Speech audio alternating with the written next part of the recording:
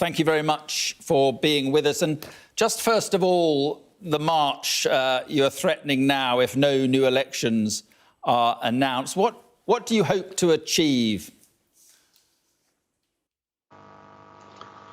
Well, Mark,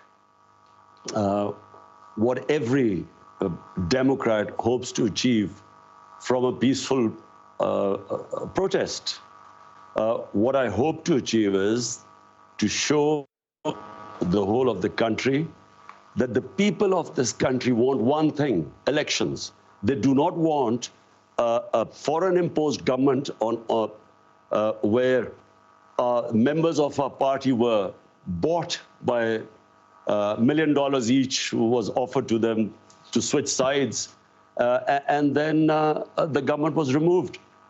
And so therefore we feel that rather than someone else imposing a government on our country, let the people of this country decide whoever they want to lead them. But you were toppled, you say, by a Western conspiracy. You called it, I think, US-backed regime change. I mean, it's quite a claim. What evidence do you have? What do you base that claim on? Well, as the Prime Minister, I get a cipher. Cipher is a secret message sent by your ambassadors. They are sent to the Foreign Office. It's like in WikiLeaks. You know, WikiLeaks was when they broke the code, so the secret messages were relayed to the public. So I get a cipher from my ambassador in the US, and it's an official meeting he has with this American undersecretary or whatever, Donald Lu. And me as the Prime Minister, I'm reading this cipher, and it says that unless you remove your Prime Minister through this vote of no confidence, which hadn't been tabled as yet, there will be consequences for Pakistan. And if you remove him, all will be forgiven. Now, this is what me as a Prime Minister reading this cipher. And I am the chief executive. Who was he asking to have me removed? So the next day, after this meeting, official meeting with note takers, with minutes between our ambassador in Washington and this American official, Donald Lu, next day, the no confidence motion is tabled in our National Assembly. And then members of our party, which I told you were offered these huge sums to switch sides, they start leaving our party. Our allies leave our party. And just to remind you that at this time, in the last 2 years, Pakistan's growth rate was 5.6% last year. This time was 6%. It is one of the highest growth rates in Pakistan's history. Right. Our industry was booming, exports record, remittances record, tax collection record. We cope with the coronavirus. We are considered one of the 5 top countries which saved the people and our economy and our poor people from the virus. So there was no reason for the government suddenly to be removed, because since we've been removed, by the way, the economy has gone in a tailspin. Right. So let me just ask you about that. So let me just ask you about that, because the US completely deny this, and you say that the US wanted you out because of your foreign policy, which was increasingly anti-Western and clearly favouring China and Russia. Do you regret the ties with Russia, specifically given what's happened in Ukraine? Mark, in that cipher, Donald Lu is asking our ambassador that the Prime Minister Imran Khan was solely responsible for his decision to tour Russia. Now, the ambassador kept trying to explain to him that this was a tour which was planned long way back, way before Ukraine. Secondly, all stakeholders, the Foreign Office, the military establishment, we were all on one page because the military wanted hardware. We wanted to buy gas because we got depleting gas reserves. We wanted to, and this was 6 years ago, this contract was being negotiated. And we wanted to buy wheat from Russia. So but let me just get coming. The problem is that on the very day that Putin invaded Ukraine, you shook hands with him in the Kremlin. That suggests, if you know, at least that you endorse what he's doing in Ukraine. Mark, how the hell was I supposed to know that the day I landed in Moscow, Putin was going to go into Ukraine? But remember, you didn't need to go ahead with the meeting. Even then, from Moscow. So hold on, Mark. My statement as Moscow was, I have never believed in military solutions. So never did I endorse that. Ours was a totally bilateral meeting, and it was planned long before. So point I'm trying to make is that we didn't realize that when I would reach there, that Putin would go into Ukraine. How was I supposed to know? And how could you be punished for that? But do you accept? This is the big thing. How could you have? But do you accept that what Russia is doing is an illegal act of aggression? Do you condemn what Russia is doing? Mark, I am against all military operations. I was against Iraq war. I was against US going into Afghanistan consistently. I'm against military solutions in Ukraine to solve problems. But point I'm trying to make is that to hold me responsible, and in this cipher, it was only me being held responsible, while our ambassador was telling us that this was a long before the store was planned. The purpose of going there were bilateral things. But we had nothing to do with. But even so, the problem is that the ties you have with Russia and China suggest that you went ahead with that meeting, that human rights are secondary to trade for you. Russia is waging a war on its neighbour, killing civilians. China has a terrible record on human rights, repressing the Uyghurs and other minorities. Mark, I was elected by 220 million people of Pakistan to serve them. My number one priority is there are 50 million Pakistanis below the poverty line. I was not elected for them to correct all the wrongs that are going on in the world.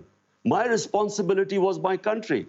And so all my relationships, whether it was with China, with the United States, with Russia, were for the benefit of our own people. Listen, in Kashmir, which is a dispute between Pakistan and India, India has violated all United Nations resolutions on Kashmir. They've illegally taken away the right of the Kashmiri people and basically got rid of the statehood. Now, did anyone speak against it? There are atrocities going on in Kashmir. 100,000 people in Kashmiris have died. Has anyone condemned India for that? No, because India is an ally. Allow us to be neutral too so that we can look after our own people.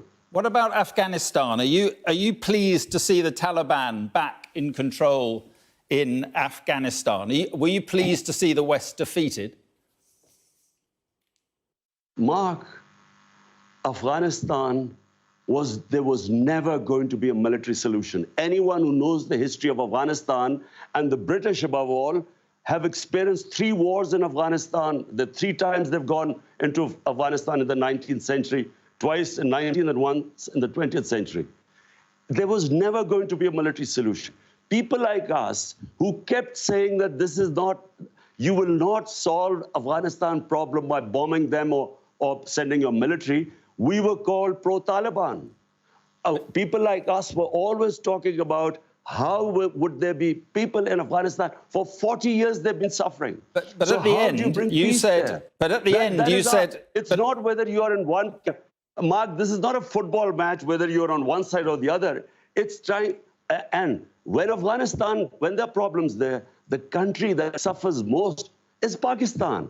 Because we already have 3.5 billion Afghan refugees there. But you said the chains of slavery had been broken in the country. What, when the Americans left and the British, what did you mean by that? That was deliberate. It was deliberately distorted. I was speaking in Urdu. I was talking about getting rid of mental slavery. We still have the colonial education system, which elite is taught in English medium. We had first time in our history had one syllabus for everyone, And I said that mental slavery is far worse than physical slavery. In that context, I refer to Afghanistan, where physical, they're fighting for their freedom. But what about the slavery of women, Imran? What about the slavery of women?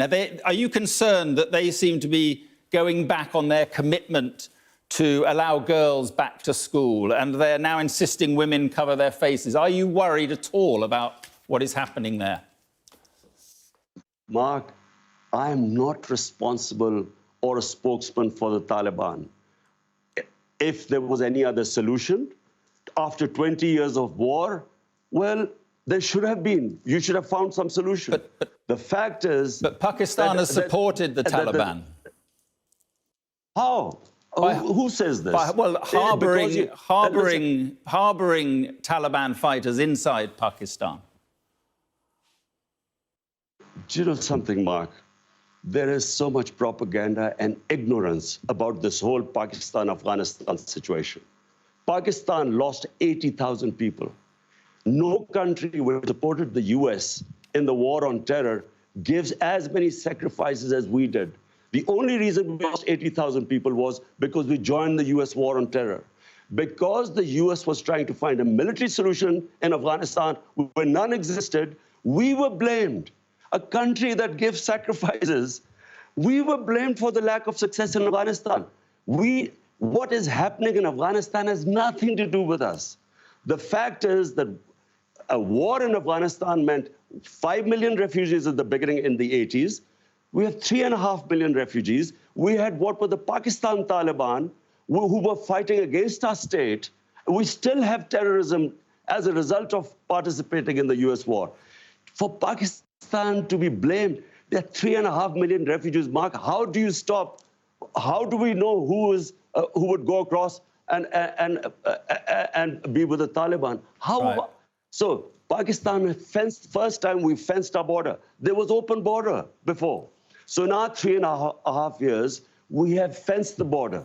But please do not blame Pakistan. Pakistan is the collateral damage of Afghanistan. Okay. Just finally, on the elections you want, do you think that people power, you're talking about 2 million people, do you honestly think that people power can take you back to power? I'm not going to... I'm not showing the 2 million people coming out in Islamabad so I would get back into power. All we are saying is that there are two problems. One is that this is an imposed government through a regime change by Washington. Number two, they're criminals. 60% of the cabinet is on bail. The Prime Minister and the Chief Minister were about to be sentenced when they were made the Chief Minister and Prime Minister. It's an insult to this country. All we are doing is peaceful protest. Okay. We feel, let the people of Pakistan decide who they want to elect. Let's not have an imposed government from outside. Okay. Well, as I say, the Americans deny that. But listen, Imran Khan, thank you very much for being with us this evening. Thank you. Thank you, Mark.